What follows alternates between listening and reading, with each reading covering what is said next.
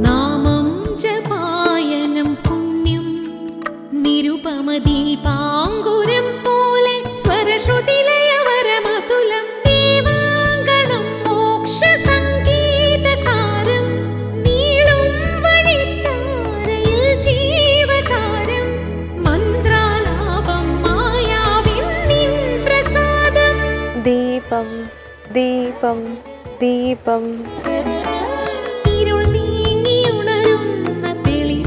ഏവർക്കും സന്ധ്യാദീപത്തിലേക്ക് സ്വാഗതം. ദുർഘടം പിടിച്ച ഏതവസ്ഥയെയും മറികടക്കുന്നതിന് ദുർഗാസൂക്തം ഉപയോഗിക്കുക. വേദങ്ങളിൽ ദുർഗ എന്നതിന് പകരം അഗ്നിയെയാണ് സ്തുതിക്കുന്നത്. ഏതായാലും ജീവിതത്തിലെ പ്രശ്നപരിഹാരത്തിനായി ദുർഗാസൂക്തം ചൊല്ലുന്നത് ഉത്തമമാണ്. ഗുരുവായൂരപ്പനെ സ്തുതിക്കുന്ന അതിവിശിഷ്ട ശ്ലോകമാണ് മേൽപ്പത്തൂരിൻ്റെ നാരായണീയം. ഗുരുവായൂരപ്പൻ്റെ രൂപഭംഗി വർണ്ണിക്കുന്ന മനോഹരമായ സ്തോത്രമാണിത്. ദിവസവും ഈ ശ്ലോകം ജപിക്കുന്നത് ഗുരുവായൂരപ്പൻ്റെ അളവില്ലാത്ത അനുഗ്രഹം നേടിത്തരും എന്നാണ് വിശ്വാസം. ഇനി കേൾക്കാം ഇന്നത്തെ സന്ധ്യാനാമം.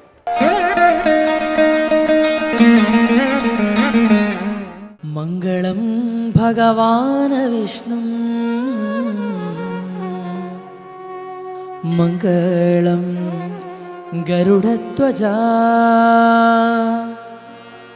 മംഗളം പുണ്ടരീകാക്ഷഃ മംഗളായ തനോനിധിം ഹരി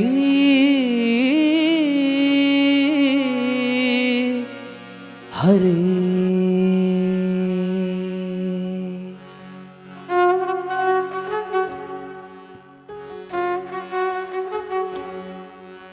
ഗരുഡഗമന തവ ചരണകമലമിഹ മനസി ലസതു മമ നിത്യം. ഗരുഡഗമന തവ ചരണകമലമിഹ മനസി ലസതു മമ നിത്യം. മനസി ലസതു മമ നിത്യം. മമ താപമപാ ഗുരുദേവ മമ പാപമപാ ഗുരുദേവ മമ താപമപാ ഗുരുദേവ മമ പാപമപാ ഗുരുദേവ.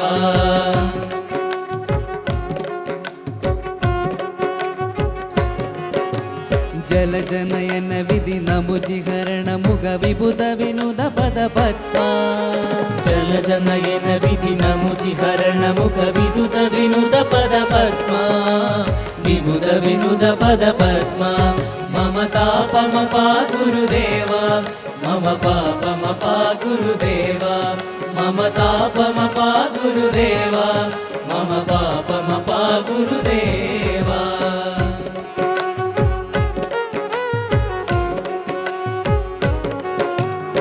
भुजगशयन भव मदन जनक मम जनन मरण भयहारी. भुजगशयन भव मदन जनक मम जनन मरण भयहारी. जनन मरण भयहारी. मम तापमपा गुरुदेव मम पापमपा गुरुदेव मम तापमपा गुरुदेव मम पापमपा गुरुदेव.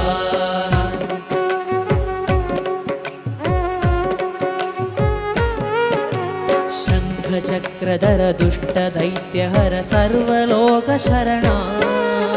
शङ्खचक्रधर दुष्टदैत्यहर सर्वलोकशरणा. सर्वलोकशरणा. मम तापमपा गुरुदेव मम पापमपा गुरुदेव मम तापमपा गुरुदेव मम पापमपा गुरुदेव.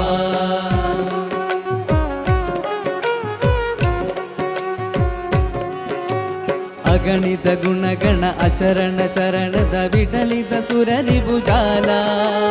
ಅಗಣಿತ ಗುಣಗಣ ಅಶರಣ ಶರಣದ ವಿದಳಿದ ಸುರರಿಭುಜಾಲ.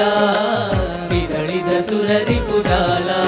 ಮಮ ತಾಪಮಪಾ ಗುರುದೇವ ಮಮ ಪಾಪಮಪಾ ಗುರುದೇವ ಮಮ ತಾಪಮಪಾ ಗುರುದೇವ ಮಮ ಪಾಪಮಪಾ ಗುರುದೇವ.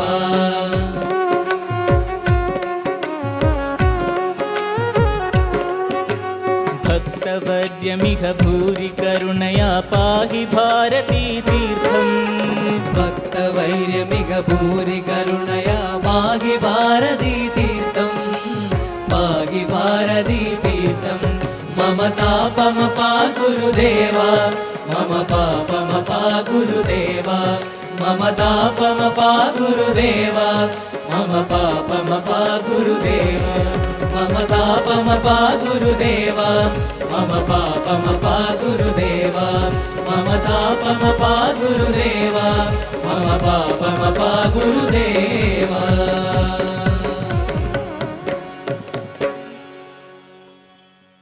പുരാണത്തിലെ ഓരോ കഥാസന്ദർഭങ്ങളും നമുക്ക് നൽകുന്നത് ഓരോരോ പാഠങ്ങളാണ്. വൈവിധ്യമാർന്ന മാർഗങ്ങളിലൂടെ പരമാത്മ സാക്ഷാത്കാരം ലഭിച്ചവർ ധാരാളമുണ്ട്. അത്തരത്തിലുള്ളൊരു കഥയാണ് ഇന്നത്തെ കഥയമ്മ വിശദമാക്കുന്നത്. എല്ലാവർക്കും ഹൃദയം നിറഞ്ഞ നമസ്കാരം. കഥയമ്മയുടെ ഇന്നത്തെ അധ്യായത്തിലേക്ക് എല്ലാവർക്കും ഹാർദമായ സ്വാഗതം. ഭാരതത്തിൻ്റെ ഗുരുപാരമ്പര്യം നമ്മൾ പറയുമ്പോൾ നമുക്ക് നിരവധിയായിട്ടുള്ള ആചാര്യന്മാരുണ്ട്. ഈ വൈശാഖ മാസത്തിൽ അത്തരത്തിലുള്ള ആചാര്യന്മാരിൽ പ്രമുഖരായിട്ടുള്ള ചിലരെ, ശങ്കര ഭഗവത്പാദരുടെ പോലുള്ള ആൾക്കാരെയൊക്കെ നമ്മൾ സ്മരിക്കുകയും ചെയ്തിട്ടുണ്ട്. എങ്കിലും ഭാഗവതത്തിൽ, ശ്രീമദ് ഭാഗവതം ഉപാസന ചെയ്യുന്ന ആളുകൾക്കറിയാം, കാണുന്നവരിലൊക്കെ ഒരു ഗുരുഭാവം ഉണ്ട് എന്നാണ് ഭഗവാൻ നമ്മളെ പഠിപ്പിച്ചിട്ടുള്ളത്. എല്ലാവരിൽ നിന്നും എന്തെങ്കിലുമൊക്കെ പഠിക്കാനുണ്ടാവും.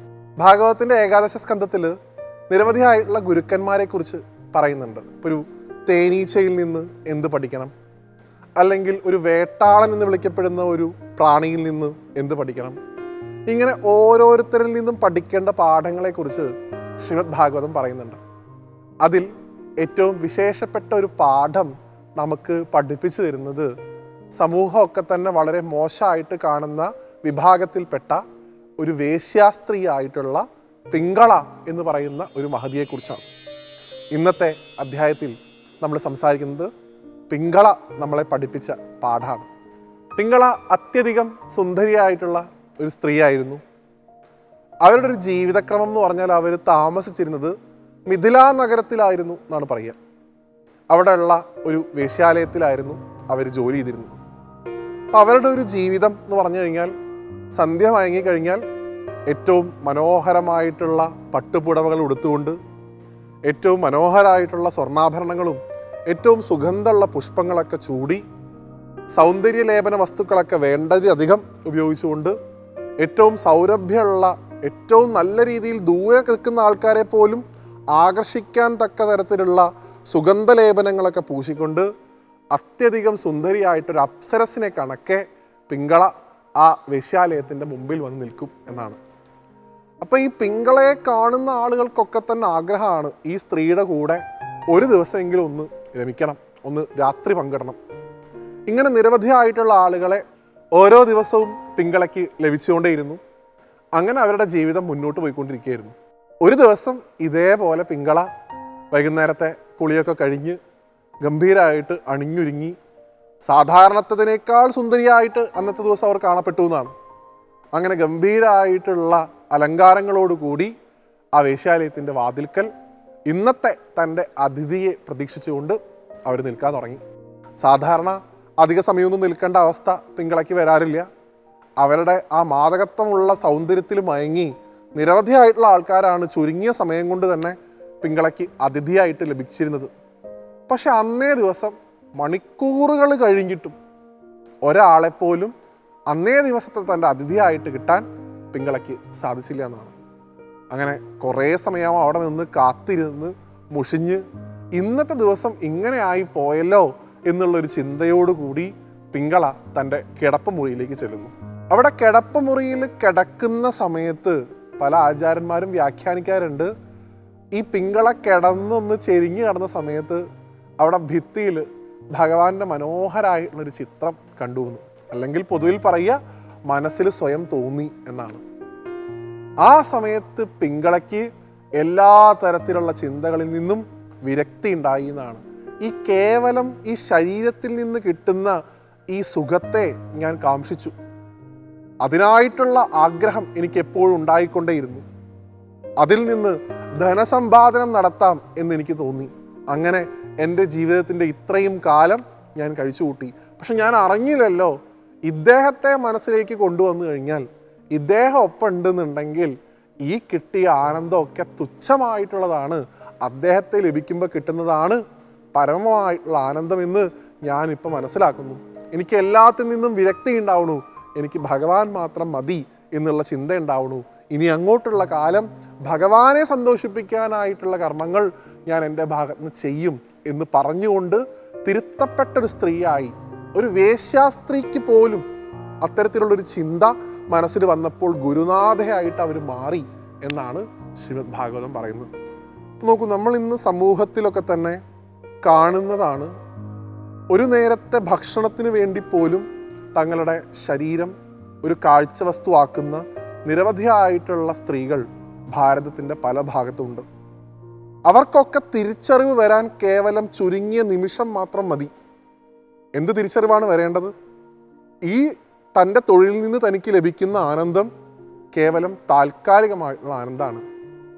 സദാ നിലനിൽക്കുന്ന പരമമായിട്ടുള്ള ആനന്ദം ലഭിക്കണം എന്നുണ്ടെങ്കിൽ സത്യവസ്തുവായിട്ടുള്ള ഭഗവാനെ മനസ്സിലേക്ക് സ്വാംശീകരിച്ചാൽ മാത്രമേ സാധിക്കൂ എന്നുള്ള പാഠം പിങ്കള നമുക്ക് പഠിപ്പിച്ചു തരുന്നു. ഒരിക്കലും കരുതരുത് ഒരു വേശ്യാസ്ത്രീക്ക് ഉണ്ടായിട്ടുള്ള ബോധോദയാണ് ഇത് എന്ന്. അങ്ങനെയല്ല. നമ്മൾ ഓരോരുത്തരും ഇത്തരത്തിലുള്ള കാമചിന്തകളിൽ സദാസമയം രമിക്കുന്ന ആൾക്കാരാണ്. നമുക്കും സന്തോഷിക്കാൻ, അത് ചിലപ്പോൾ ഒരു ശരീരമായിക്കൊള്ളുന്നില്ല, ചില സ്ഥലങ്ങളോടുള്ള അതിയായിട്ടുള്ള ഭ്രമം, ചില വസ്തുക്കളോടുള്ള അതിയായിട്ടുള്ള ഭ്രമം, ചില ആളുകളോടുള്ള അതിയായിട്ടുള്ള ഭ്രമം, ഇതൊക്കെ ഒരു തരത്തിൽ കാമചിന്ത തന്നെയാണ്. നമ്മളും പിങ്കളയും തമ്മിൽ വലിയ വ്യത്യാസമൊന്നുമില്ല. അവർ അതൊരു തൊഴിലായിട്ട് തിരഞ്ഞെടുത്ത് അതിൻ്റെ പാതയിൽ സഞ്ചരിച്ചു എന്ന് മാത്രം. ആത്യന്തികമായിട്ട് നമ്മളൊക്കെ പിങ്കളമാരാണ്. നമ്മുടെയൊക്കെ ഉള്ളിൽ കാമചിന്തയുണ്ട്. അതിനെ മാറ്റി ഭഗവാനാകുന്ന സത്യവസ്തുവിലേക്ക് നമ്മുടെ ചിന്തയെ ഒരു നിമിഷം നമുക്കൊന്ന് തിരിക്കാൻ സാധിച്ചാൽ തീർച്ചയായിട്ടും പിങ്കളയ്ക്ക് എങ്ങനെയാണോ ഒരു ഗുരുനാഥ ഭാവത്തിലേക്ക് ഉയരാൻ സാധിച്ചത്, അതുപോലെ നമുക്ക് ഓരോരുത്തർക്കും സാധിക്കും എന്ന് പിങ്കളയുടെ കഥ നമുക്ക് പറഞ്ഞു തരുന്നു. അപ്പം അതുകൊണ്ട് ശ്രീമദ് ഭാഗവതത്തിലെ ഗുരുക്കന്മാരെ കുറിച്ച് പറയുമ്പോൾ ഏറ്റവും തിളക്കമുള്ള പേരുകളിൽ ഒന്നായിട്ടാണ് പിങ്കളയെ രേഖപ്പെടുത്തുന്നത്. ഇതാണ് ഭാരതത്തിൻ്റെ സംസ്കാരം.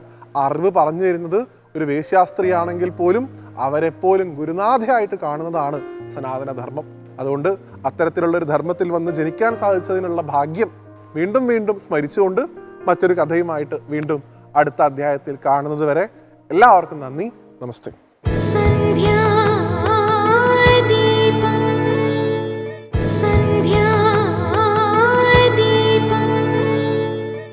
അമ്പലങ്ങൾ ആത്മീയ കേന്ദ്രങ്ങളാണ്. അത് അങ്ങനെ തന്നെ നിലനിൽക്കണം. വ്യവസായ താൽപ്പര്യങ്ങളോടെയുള്ള പ്രചാരങ്ങൾ ക്ഷേത്രം എന്ന സങ്കല്പത്തിനെ നശിപ്പിച്ചു കളയും. ക്ഷേത്രങ്ങൾ ക്ഷേത്രങ്ങളായി തന്നെ നിലനിൽക്കട്ടെ. കാണാം ഇന്നത്തെ ദീപാരാധന കാഴ്ചകൾ.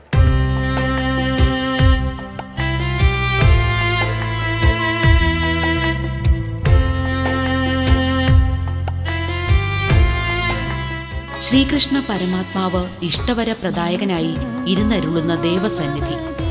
പൊന്നോട കുഴലും മയിൽപ്പീലിക്കണ്ണും നെഞ്ചേറ്റിയ ഭക്തജന ഹൃദയത്തിൽ അനുഗ്രഹത്തിന്റെ പാഞ്ചജന്യം മുഴക്കി ഒരു ഗ്രാമത്തിന്റെ ചൈതന്യ വിശേഷമാവുകയാണ് ഇവിടെ ഗോകുല നായകനായ കാർവർണ്ണൻ. കോട്ടയം ജില്ലയിൽ തിരുവാർപ്പ് പഞ്ചായത്തിലാണ് തിരുവാർപ്പ് ശ്രീകൃഷ്ണസ്വാമി കുടികൊള്ളുന്നത്.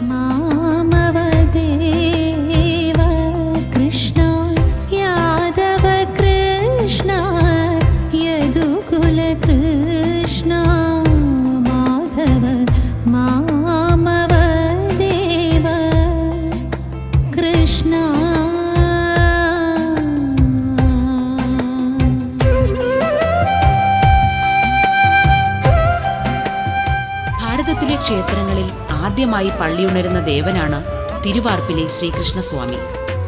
ഇവിടുത്തെ ഏറ്റവും വലിയ പ്രത്യേകതയും ഇതുതന്നെ.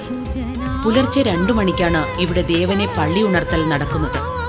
പൂജാതി കാര്യങ്ങളിലും ആരാധനയിലും ഏറെ പ്രത്യേകത ഈ ദേവസങ്കേതത്തിലെ മറ്റ് സവിശേഷതകളാണ്.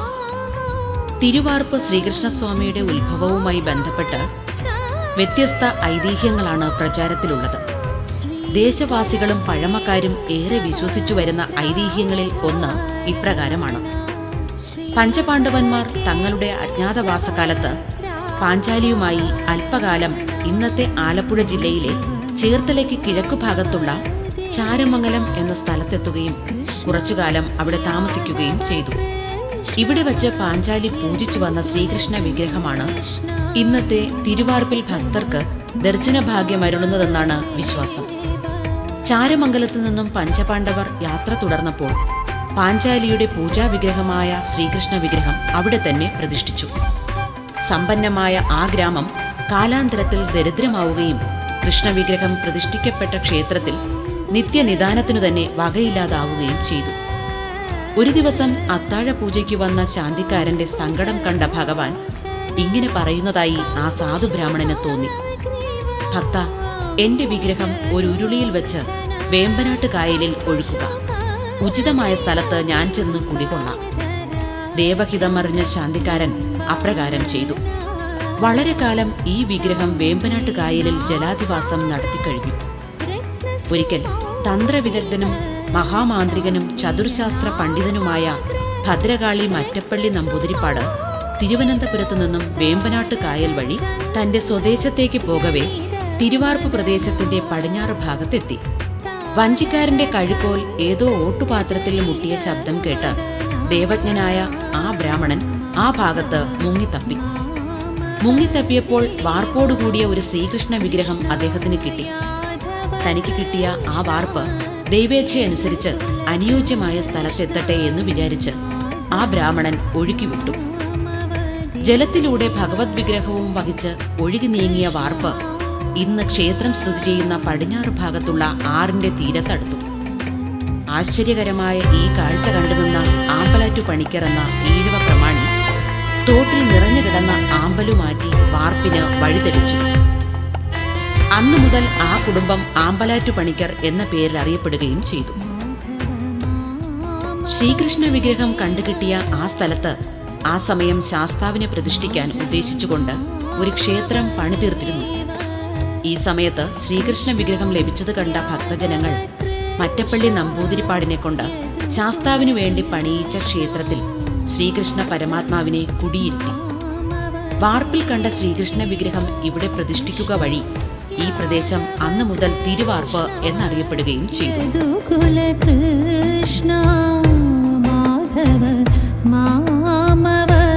ഇവിടുത്തെ പ്രതിഷ്ഠയുമായി ബന്ധപ്പെട്ട മറ്റൊരു ഐതിഹ്യമുള്ളത് ഇങ്ങനെയാണ്. വേമ്പനാട്ട് കായലിലൂടെ സഞ്ചരിക്കുകയായിരുന്ന ശ്രീ ശങ്കരാചാര്യ ഭഗവത് പാദ ശിഷ്യനായ പത്മപാദർക്ക് വിഗ്രഹം ലഭിച്ചെന്നും അദ്ദേഹമാണ് ക്ഷേത്രപ്രതിഷ്ഠ നടത്തിയത് എന്നുമാണ്.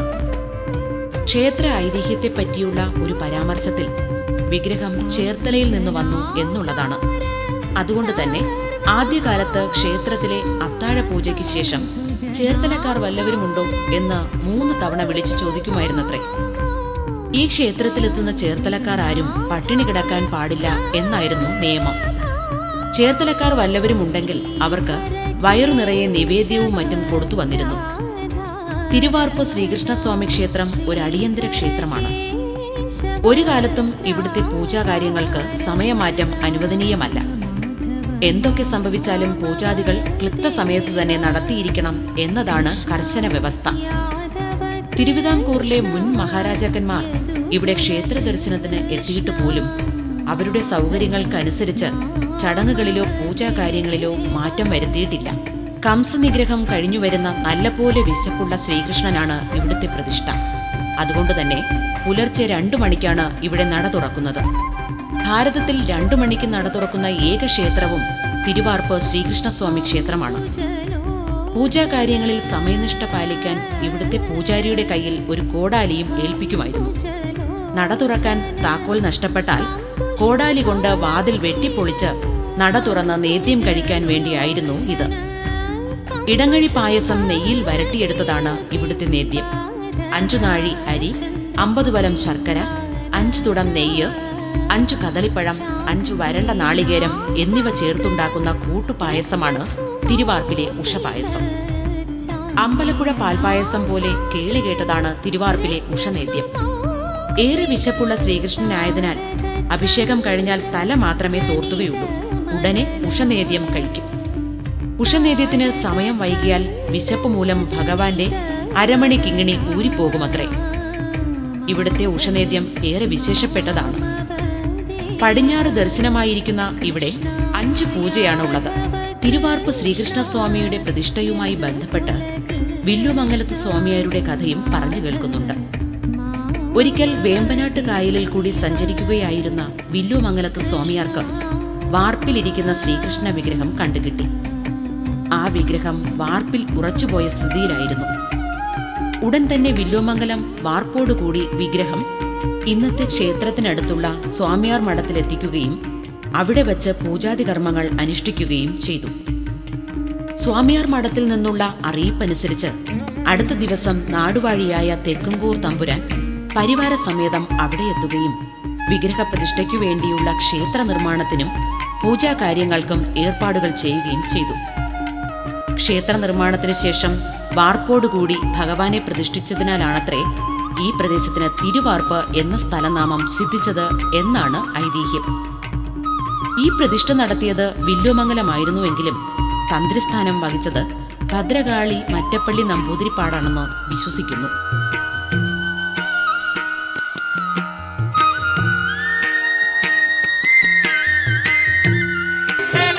തിരുവാർപ്പ് ക്ഷേത്രത്തിൽ ഉത്സവം കണി കണ്ട് കൊടിയേറുകയാണ്.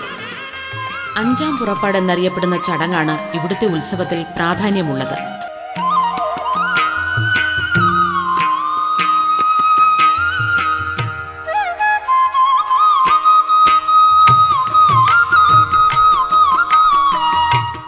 മേടം 1 മുതൽ 10 ദിവസമാണ് ഉത്സവം. കൊടിയേറ്റത്തിന് ഇവിടെ ആനയോട്ടം നടക്കുന്നു. എന്നാൽ പള്ളിവേട്ട പേരിനു മാത്രമേ നടത്താറുള്ളൂ. 9-ാം ദിവസം അർദ്ധരാത്രി നായാട്ടിന് പുറപ്പെടുമ്പോൾ തെക്കു പടിഞ്ഞാറേ കോണിൽ വച്ച് അശുഭശംഖമൂലം ഗുരുവായ സാന്ദീപനി മഹർഷി തടയും. തുടർന്ന് ക്ഷേത്രത്തിലേക്ക് മടങ്ങി എഴുന്നള്ളും. ഇതും ക്ഷേത്രപൂജയിലെ സമയം മാറാതിരിക്കാനാണെന്ന് വിശ്വസിക്കുന്നു. വിളക്കെടുപ്പ് എന്ന ചടങ്ങും ഇവിടുത്തെ ഉത്സവത്തിൽ സവിശേഷമാണ്. സമയനിഷ്ഠ വളരെ നിർബന്ധമുള്ള ഇവിടെ അടിയന്തരങ്ങൾക്ക് ഉദയാൽപരം എന്ന കണക്കാണ്. ശ്രീകോവിലിന്റെ പിറകുവശത്തെ ഭിത്തിയിൽ സ്ഥാപിച്ച ആനയുടെ പ്രതിമയിൽ സൂര്യന്റെ നിഴൽ വീഴുന്നതിനെ ആധാരമാക്കിയാണ് സമയം നിശ്ചയിച്ചിരുന്നത്. ആനപ്രതിമയുടെ തലയ്ക്കു മുകളിൽ നിഴൽ വന്നാൽ പന്തീരടി പൂജ. കാക്ക നിലത്തിറങ്ങുന്നതിന് മുൻപ് ശ്രീബലി. ഈ ചടങ്ങുകൾ ഇന്നും പരിപാലിച്ചു വരികയാണ് ഇവിടെ. ക്ഷേത്ര മതിൽക്കകത്ത് സ്ഥിതി ചെയ്യുന്ന ഉപദേവനായ ഭൂതനാഥന് ക്ഷേത്രത്തിൽ നടത്തുന്ന എല്ലാ നിത്യനിദാന ചടങ്ങുകളും നടത്താറുണ്ട്. ശ്രീകൃഷ്ണന് നടത്തുന്ന എല്ലാ വഴിപാടുകളും ഭൂതനാഥനും നടത്തുന്നു. ഭൂതനാഥനെ ക്ഷേത്രനാഥൻ എന്ന സങ്കല്പത്തിലാണ് ഇവിടെ പൂജിക്കുന്നത്. ഭൂതനാഥന് ഈ ക്ഷേത്രത്തിലുള്ള പ്രാധാന്യത്തിന്റെ പിറകിൽ ഒരു ഐതിഹ്യം പറയുന്നു. പണ്ടുകാലത്ത് ഈ ക്ഷേത്രം ബുദ്ധവിഹാര കേന്ദ്രമായിരുന്നുവെന്നും ശങ്കരശിഷ്യനായ പത്മപാദരോ ശക്തിഭദ്രനോ വില്ലുമംഗലം സ്വാമിയാരോ ബൗദ്ധരെ വാദത്തിൽ തോൽപ്പിച്ച് ശ്രീകൃഷ്ണനെ പ്രതിഷ്ഠിച്ചു എന്നും ഒരു വിശ്വാസമുണ്ട്. ബൗദ്ധരെ പരാജയപ്പെടുത്തിയതിനു ശേഷം അവരെ അവഗണിക്കാതെ ബൗദ്ധനാണെന്ന് കരുതുന്ന ഭൂതനാഥന് ക്ഷേത്രത്തിൽ സ്ഥാനവും കൊടുത്തു. അതാണത്രേ ക്ഷേത്രത്തിൽ ഭൂതനാഥന് വളരെയേറെ പ്രാധാന്യം കൈവരാൻ കാരണം.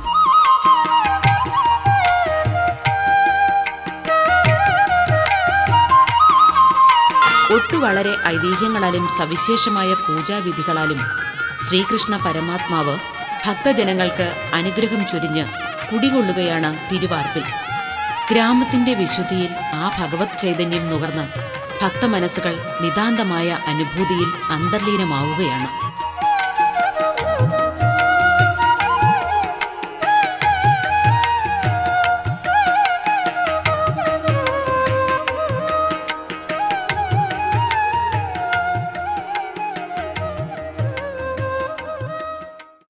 മനസ്സ് ആകാശം പോലെ വിശാലവും ഭൂമി പോലെ ക്ഷമയുള്ളതും ജലം പോലെ ആർദ്രവും അഗ്നി പോലെ പ്രകാശിക്കുന്നതും വായു പോലെ ആശ്വാസം പകരാൻ കഴിവുള്ളതുമാക്കി മാറ്റുക. ഇന്നത്തെ സന്ധ്യാദീപം ഇവിടെ പൂർണ്ണമാകുന്നു. ഏവർക്കും നന്ദി.